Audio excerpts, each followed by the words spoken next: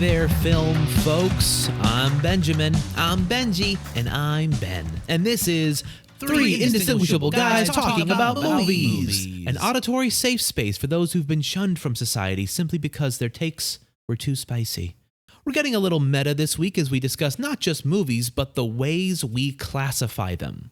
Does your movie have a monster in it? Then maybe it's a horror movie. Is there some fighting? Maybe it's an action movie. But what if your Dracula dual-wields Uzis? What then, smarty pants? Your tidy classification system has failed you. The world no longer makes sense. You flee civilized society and retreat to a cabin in the woods where your only friend is the bear that eventually eats you. Benjamin, when we brought up this topic, the first thing that came to mind was the discourse around the Jordan Peele movie Get Out. I remember my timeline blowing up as people debated whether it was a straight-up horror movie or more of a thriller. Personally, I think the movie had lots of thrills, but to be a real horror movie, you need both thrills and chills. The chill quotient wasn't high enough to break through the horror threshold.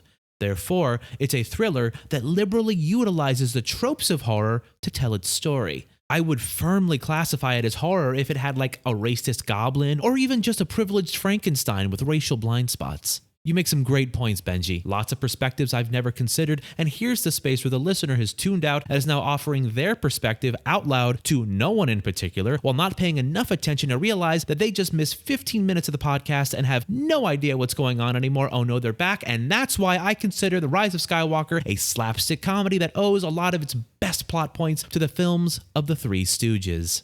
You know, guys, this all got me thinking not just about genres, but sequels. There are a lot of pretty clear-cut part twos, but what about the less defined follow-ups? Is For a Few Dollars More an actual sequel to Fistful of Dollars, or is it more like a theater repertory company where the same cast members switch roles every performance? For a Few Dollars More and its follow-up The Good, the Bad, and the Ugly both feel like Leone was riffing on an idea that began with Fistful of Dollars, but isn't necessarily a continuation. Do you think the listeners ranting to themselves after that? Oh yeah, they're screaming some bullshit about spiritual sequels at their dogs right now. Oh, great, we can relax. Oh yeah, smoke them if you got them, boys.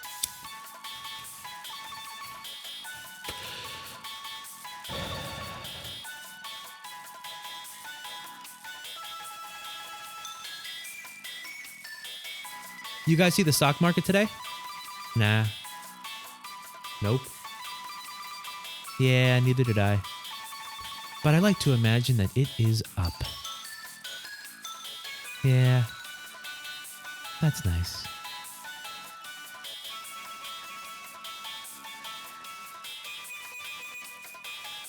All right, well, the listener's dog is just about terrified right now. You guys mind if we just jump to the midpoint of a completely different topic already in progress? By all means. Cool, and as we've seen with the rise of self-reflective sequels, the so-called legacy sequels like The Matrix Resurrections or Scream 5, we're seeing something revolutionary in that they're a hybrid of film and film criticism, movies that function as their own YouTube video essays. It's just a shame that HBO Max doesn't let me contribute to the conversation by leaving a comment like the number 8, followed by a series of equal signs, and then the letter D. Fair point, but getting back to the topic of genre... Hey! What was that? I don't know. Hey! Guys, can you hear me? Hello? Okay, what is going on? Who are you, and how and why are you barging into the podcast? Okay, this is weird. I understand. I was listening, and I was giving my side of the conversation to no one in particular when I guess my rage force projected me into the podcast. I don't know. We're recording this on January 15th. When are you talking right now? March 22nd. I got a backlog. Look, I'm really happy I got through so I can tell you guys that genre is just like a construct, man. Like, who cares about how we classify movies? All these walls we make, they're just illusions. They're just little prisons we put movies into and then get mad at when they try to break out and become something more. Right. So your whole point is that nothing is real, man? I mean, I shattered the laws of metaphysics and audio engineering just to tell you that, so yeah, I think so. It's a good point. You want to talk about it a little bit more in depth? No, I'll take my answer off the air. Did he ask a question? He did not. Well, to wrap up this episode, I've had a change of heart. I've seen the light. I'm siding with the interrupting podcast ghost. Nothing means anything and nothing exists. But just because nothing is real doesn't mean we don't have a Twitter account that you can follow and a Patreon you can contribute to help fund this and all the other shows on the Inaudible Podcast Network. You can find us on Twitter at InaudibleCast, and the Patreon is patreon.com/inaudiblepod.